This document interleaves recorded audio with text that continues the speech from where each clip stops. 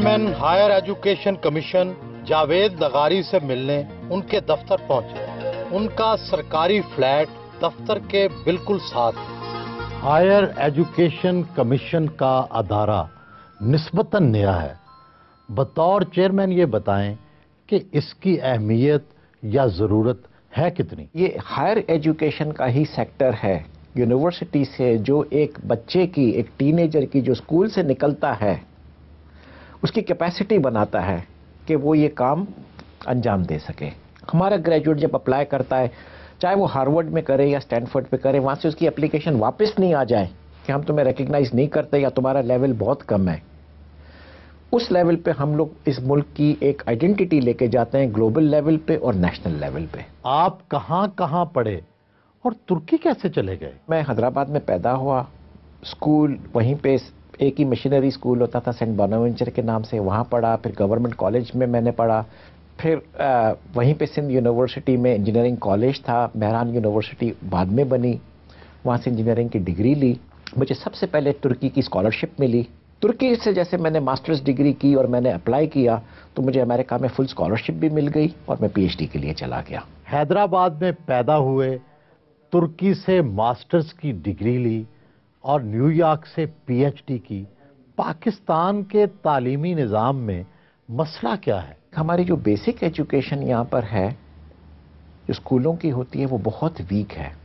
وہ ایک week back ground کے ساتھ جب یونیورسٹی میں آتے ہیں تو یونیورسٹیوں کو ڈبل محنت کرنی پڑتی ہے ان کو اس لیول پہ لانے کے لیے۔ سب سے بڑی چیز اس پہ فوکس کیا جائے۔ 15 سال تک Shaheed Zulfikar Ali Bhutto institute of science and technology یعنی زیبسٹ کے صدر رہے۔ محترمہ بے نظیر بھٹو نے آپ کا انتخاب کیسے کیا؟ جب محترمہ پہلی دفعہ وزیر اعظم بنی تو اور اس وقت انہوں نے مجھے ذکر کیا کہ میں ایک یہ یونیورسٹی بنانا چاہتی ہوں، تمہارا انٹرسٹ ہوگا اس میں آ کے چلانے کے لیے؟ مطلب میرا بالکل ہوگا۔ تو وہاں سے یہ شروعات ہوئی تھی، اور جب فائنلی ان کی پہلی گورنمنٹ بہت پری میچورلی جلدی ڈسمس ہو گئی تو وہ اس کو اکمپلش کر نہیں سکی۔ جب دوبارہ وہ گورنمنٹ میں آئیں تو انہوں نے پھر مجھے کانٹیکٹ کیا اور میں پھر اپنی امریکہ کی نوکری چھوڑ کے ان کی وجہ سے میں پاکستان شفٹ ہو گیا۔ آپ زیبسٹ کے بانی صدر تھے، جب آپ نے اسے چھوڑا تو اس وقت تک کتنے طالب علم ہو چکے تھے؟ پہلی جو انٹری ہماری ہوئی تھی کراچی میں، اس میں ہمارے پاس ایگزیکٹلی 100 اسٹوڈنٹس تھے پہلی ایڈمیشنز میں۔ جب میں نے زیبسٹ کو تقریباً چھوڑا ہے تو اس وقت ہمارے پاس 5000 سے زیادہ اسٹوڈنٹس تھے۔ آپ 2008 میں پیپلز پارٹی کا انتخابی منشور تیار کرنے والوں میں شامل تھے، پھر اسی پارٹی نے آپ کو سینیٹر بھی بنایا۔ اختلاف کن کن باتوں پر ہوا؟ محترمہ کے جانے کے بعد تو کافی چیزوں پہ جو ہم لوگوں نے کیا تھا، جیسے مینیفیسٹو تھا، مینیفیسٹو کی امپلیمنٹیشن کمیٹی تھی، اس میں مجھے رول نہیں دیا گیا۔ تو اختلافات تو نہیں تھا، لیکن یہ کہ بیسیکلی میں ایک بیک بینچر بن گیا پارٹی میں، کسی بھی امپورٹنٹ ڈیسیشنز میں یا پالیسی پلاننگ میں اس میں کوئی رول رہا ہی نہیں۔ اور جیسے ایک اپرچونٹی آئی، جو مجھے بھی اندازہ ہوا کہ مجھے ایک اپرچونٹی مل رہی ہے بیک ٹو ایکیڈیمک ورلڈ میں، کہ میں چیئرمین ایچ ای سی کی پوزیشن خالی ہے، اور مجھے صدر صاحب نے آفر کیا کہ آپ چیئرمین ایچ ای سی بننا پسند کریں گے تو آپ سینٹ کی سیٹ اپنا چھوڑ دیں، تو میرے خیال سے محترمہ جانے کے بعد میرا ویسے ہی سیاست سے یوں سمجھیں کہ دل ٹوٹ گیا تھا۔ تو میرا جو فرسٹ لو ہے ایکیڈیمک کا، وہ میں واپس اپنے پہلے پیار میں آ گیا۔ انڈے، پراٹھے، دودھ، سیریل اور پھل فروٹ، کیا یہ سارا کچھ ناشتے میں کھا کر آپ دفتر جاتے ہیں؟ میں تقریباً پچھلے 40 سال سے، چاہے میں اسلام آباد تھا یا میں کراچی تھا یا میں بفلو نیو یارک میں تھا، یہ میرا سٹینڈرڈ ناشتہ ہمیشہ سے رہا ہے، اور اس کے بعد صرف چائے پیتا ہوں۔ تمام تر احتیاط کے باوجود اکثر لوگوں کا وزن بڑھتا اور گھٹتا رہتا ہے، آپ کی کیا صورتحال ہے؟ جب سے میری میموری ہے 30-40 سال سے، وہی میرا وزن 154 پاؤنڈز پلس مائنس 2 پاؤنڈز کی رینج میں رہتا ہے، نہ بڑھتا ہے نہ کم ہوتا ہے۔ اور اس کی وجہ ہے فوڈ، ایکسرسائز، دوسرا کہ واک کرنا۔ تو آئی تھنک یہ چیزیں زندگی کے لیے بہت ضروری ہیں کہ جس کی وجہ سے آپ کا وزن بھی اور آپ ایک فزیکلی شیپ میں رہتے ہیں۔ کبھی کبھی تو دل چاہتا ہوگا کہ چٹپٹی چیز کھائیں یا پھر کوئی تلی ہوئی چیز کھائیں؟ بالکل دل چاہتا ہے، جیسے کبھی فیملی کے پاس جب میں کراچی جاتا ہوں تو بوٹ بیسن میں دل جاتا ہے کہ جا کے حلوہ پوری کھائیں، तो सुबह सुबह 8 बजे जाके हलवा पूरी कार में बैठ के खा लेते हैं। अदाकाराएं तो उम्र का पूछने पे नाराज हो जाती हैं, आपको तो शायद बताने में कोई हर्ज नहीं होगा। वैसे आप गैस करें मेरी कितनी उम्र होगी? 60 होगी। काफी करीब है, बिल्कुल सही बोला आपने। चेयरमैन, हायर एजुकेशन कमीशन का घर कितना बड़ा है? ये आपने देखा होगा कि ये एक छोटा सा फ्लैट है जहाँ पे पिछले चेयरमैन भी रहते थे। ये 2 बेडरूम अपार्टमेंट है और यहाँ का सबसे बड़ा फायदा ये है कि ये मैं यहाँ से 3 मिनट में वॉक करके अपनी ऑफिस पहुँच सकता हूँ। वीडियो कॉन्फ्रेंस के जरिए मुल्क की 7 यूनिवर्सिटीज के वाइस चांसलर से बैक वक्त meeting. Can we have Gilgit? बहरानी यूनिवर्सिटी की तरफ से नई टेक्नोलॉजी से तैयार की गई सब्जियों और फलों की मुख्तलिफ अक़साम देखी।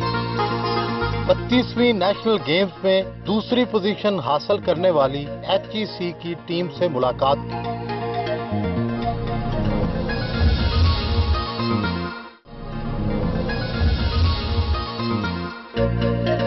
HEC की नई वेब पोर्टल की इफ्तिताही तकरीब में शिरकत की।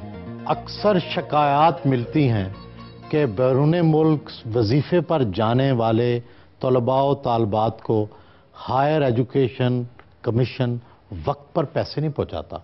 ये पिछले तकरीबन 3 साल से ये मसला है। हायर एजुकेशन कमीशन जो है वो एक रिसीविंग ग्राउंड है, जो इससे फाइनेंस मिनिस्ट्री से हम लोगों को पैसे मिलते हैं गवर्नमेंट से, और ये पैसे हम आगे स्कॉलर्स को ट्रांसफ़र करते हैं। हमें अगर पहली तारीख को पैसे मिल जाएं हर 3 महीने के, तो इनको हम टाइम पे पैसे पहुंचा दें। लेकिन अगर रिलीज हमें 3 महीने के बाद मिलती है या कम मिलती है तो एक मसला क्रिएट हो जाता है। हम फिर भी कोशिश करते हैं कि सबसे पहले पैसे जो हैं वो इन स्कॉलर्स को मिलें और इनको तकलीफ नहीं हो। हुकूमत के कई जिम्मेदार कहते हैं कि HEC जानबूझकर मसले को बढ़ाती है। जब पैसे नहीं मिलते हैं तो मसला होता है, उसमें वो ब्लेम गेम शुरू हो जाता है। लेकिन ब्लेम गेम में रियलिटी यही होती है कि या तो फंडिंग कट्स होते हैं या डिलेड रिलीजेस होती हैं। हमारे एंड पे कोई मसला नहीं है। कौन जिम्मेदार है? फाइनेंस मिनिस्ट्री, और मैं उनको जिम्मेदार भी नहीं कहूँगा, इसलिए कि मुल्क की जो इकोनॉमिक सिचुएशन चल रही है, ख़जाने खाली हैं, पैसे हैं नहीं। हर महीने जो पैसे हमें मिलते हैं, चाहे वो IMF से मिलें, चाहे फॉरेन एड से मिले या रेवेन्यू कलेक्शन होती है, उसमें वो बंदरबांट पहले होती है कि वो सियासतदानों के प्रोजेक्ट्स हैं, वो पहले घुस जाते हैं। एजुकेशन को तो लो प्रायोरिटी में रखा जाता है, और एजुकेशन में भी हायर एजुकेशन को तो बिल्कुल बॉटम पे रखा जाता है कि अगर चेंज बच गया, कुछ चंद एक पैसेज बच गए या पेनीज या सेंट्स बच गए तो हायर एजुकेशन को मिल जाएगा। अगर वो चेंज नहीं बचा तो हायर एजुकेशन को खुदा ही हाफिज। IT डिपार्टमेंट का दौरा किया।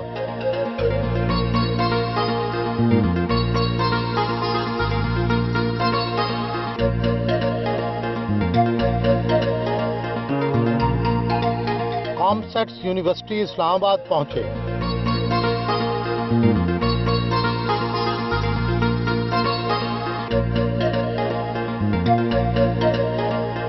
यूनिवर्सिटी के तलबा की जानिब से बनाई गई जदीद अशिया देखी।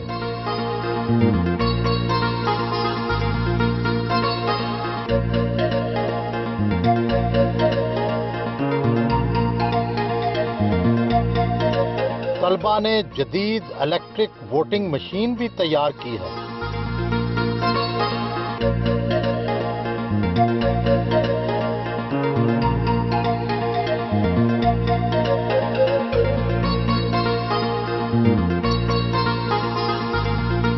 यूनिवर्सिटी की शानदार लाइब्रेरी का दौरा भी किया।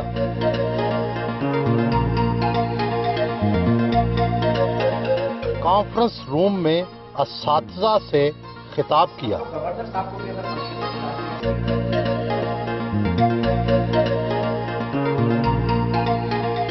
सूडान के सफीर से भी मुलाकात हो गई।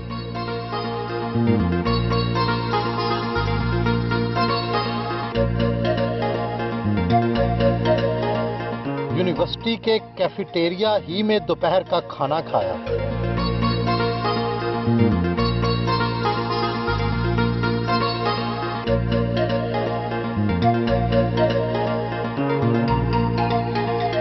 फातिमा जना वुमेन यूनिवर्सिटी इस्लामाबाद पहुंचे।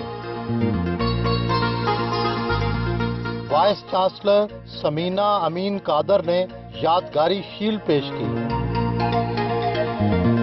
HEC के तावन से बनाए गए जदीद टीवी स्टूडियो का इफ्तिताह किया।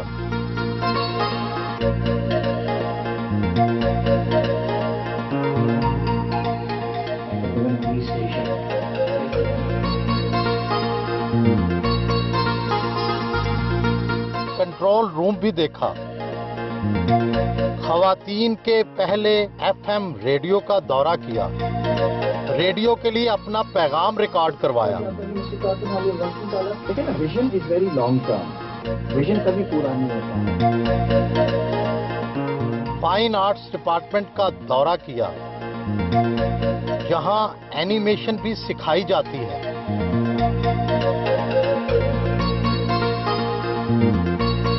अपने दफ्तर पहुंचे। दफ्तरी अमूर निपटाए। चेयरमैन हायर एजुकेशन कमीशन की तनख्वाह कितनी है और मराद क्या क्या है? जिस तरीके से वाइस चांसलर की भी अच्छी एक रिस्पेक्टेबल सैलरी होती है, उससे एक लेवल ऊपर एग्जीक्यूटिव डायरेक्टर का होता है और उससे एक लेवल ऊपर चेयरमैन का होता है। कितनी होती है? तकरीबन 6 लाख। और वाइस चांसलर की कितनी होती है? मेरा ख्याल से 4 साढ़े 4 लाख। मराद तो अब हर एक की अलग होती हैं। वाइस चांसलर को भी रेजिडेंस मिलती है, कार मिलती है, मराद में हेल्थ बेनिफिट्स मिलते हैं। पहले तो कार पर झंडा भी लगता था, वजीर का दर्जा भी था, अब क्या हुआ? आज भी झंडा लगता है, आज भी वजीर का दर्जा है, बिकॉज हमारा स्टेटस होता है वजीर का, हम वजीर होते नहीं हैं। कई हुकूमती वजीर कहते हैं कि आप हुकूमत का हिस्सा हैं, झंडा भी लगाते हैं और फिर जब चाहे हुकूमत पर तनकीद भी कर देते हैं। मैं चेयरमैन HEC हुकूमत का हिस्सा हूं, मैं गवर्नमेंट ऑफिशियल हूं, लेकिन जहां पे काम का ताल्लुक है, जो फंक्शंस मुझे डिफाइन किए गए हैं मेरे एक्ट पे, वो मैं करता हूं, चाहे उस पे हुकूमत नाराज हो जाए, चाहे उससे ओपोजिशन नाराज हो जाए।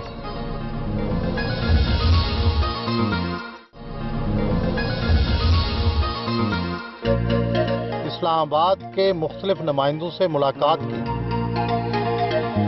हायर एजुकेशन कमीशन पाकिस्तान में कुल कितनी यूनिवर्सिटी और कितने कैंपसेस की निगरानी कर रहा है?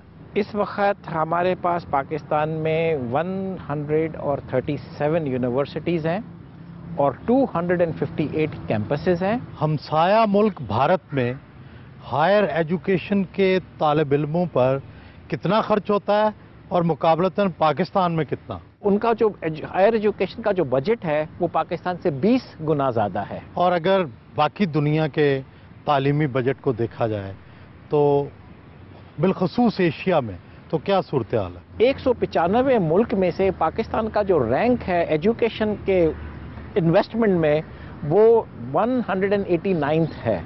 हमारे से सिर्फ 6 मुल्क हैं जो तालीम पे पाकिस्तान से कम खर्च करते हैं as a percentage of GDP। आपको हायर एजुकेशन कमीशन में आए हुए 3 साल हो गए, आप यहाँ क्या तब्दीली लेके आए? मैंने जो सबसे ज़्यादा जो एम्फेसिस की है पिछले 3 साल में वो क्वालिटी पे की है कि यूनिवर्सिटियों में जो क्वालिटी एनहांसमेंट सेल्स बनाए, इंस्टीट्यूशनल परफॉर्मेंस एवेल्युएशन किया है, यूनिवर्सिटियों की रैंकिंग की है। लेकिन फिर भी दुनिया की पहली 100 यूनिवर्सिटियों में तो पाकिस्तान की एक भी यूनिवर्सिटी नहीं है। यूनिवर्सिटियों को मैंने टाइमलाइन दी है कि अगले 3 साल में आपको पहली 100 में कम से कम एक यूनिवर्सिटी हमारी होनी चाहिए और इंशाल्लाह जरूर होगी। जाली डिग्रियों का झगड़ा भी तो आप ही के जमाने में हुआ। जाली डिग्री एक्सेप्ट हमसे पहले हुई थी जनरल मुशर्रफ के जमाने में। तो उस वक्त हायर एजुकेशन कमीशन जो था उसने इसमें किरदार अदा किया था। देखिए, मैं HEC में नहीं था, ये मुझे कुछ मालूम नहीं है कि इलेक्शन कमीशन ने HEC को ये डिग्री भेजी थी या नहीं भेजी थी। आपने चेक नहीं करवाया? नहीं, भेजी नहीं थी। लेकिन इस दफा जब सुप्रीम कोर्ट ने इलेक्शन कमीशन को बोला है कि भाई डिग्रियां तो वेरीफाई करवा दो। कितनी अब तक जाली डिग्रियां पकड़ चुके हैं? देखे ना, हमने तो वो पकड़ी हैं जिन्होंने हमें डिग्रियों की कॉपियां भेजी हैं।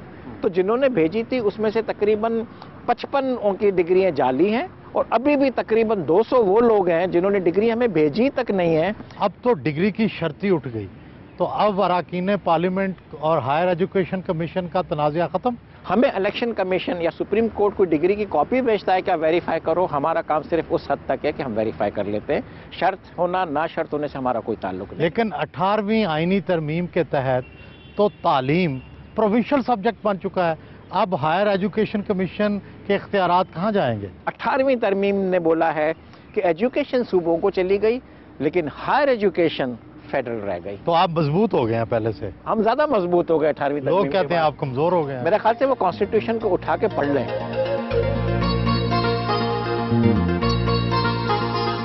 روزانہ ورزش ان کا معمول ہے.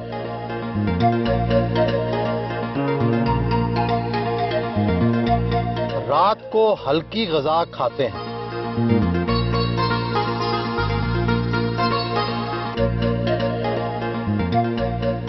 محترمہ بے نظیر بھٹو کے ساتھ بہت وقت گزرا.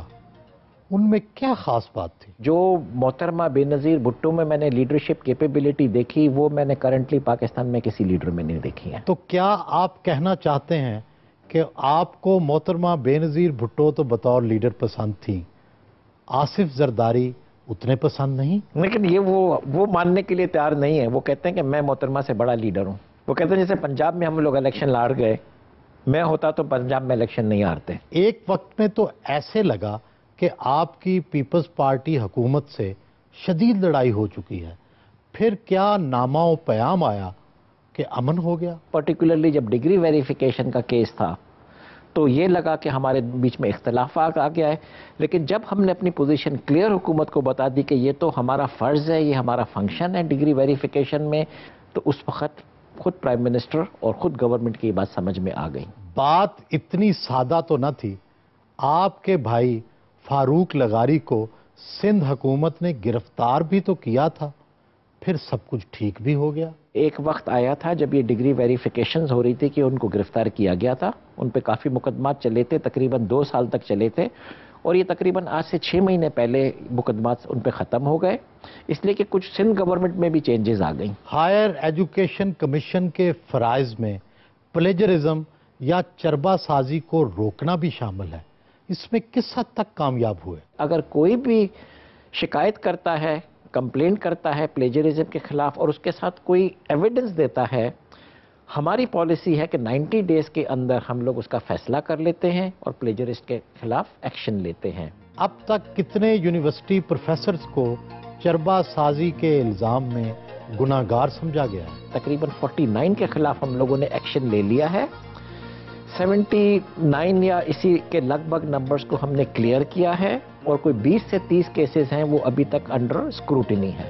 زندگی میں مذہب کا کتنا کردار ہونا چاہیے؟ میں بلیو کرتا ہوں کہ ریلیجن یا بلیفز جو ہیں یہ انسان کے لیے ایک پرسنل ہونا چاہیے، لیکن کسی پہ امپوز نہیں کرنا چاہیے.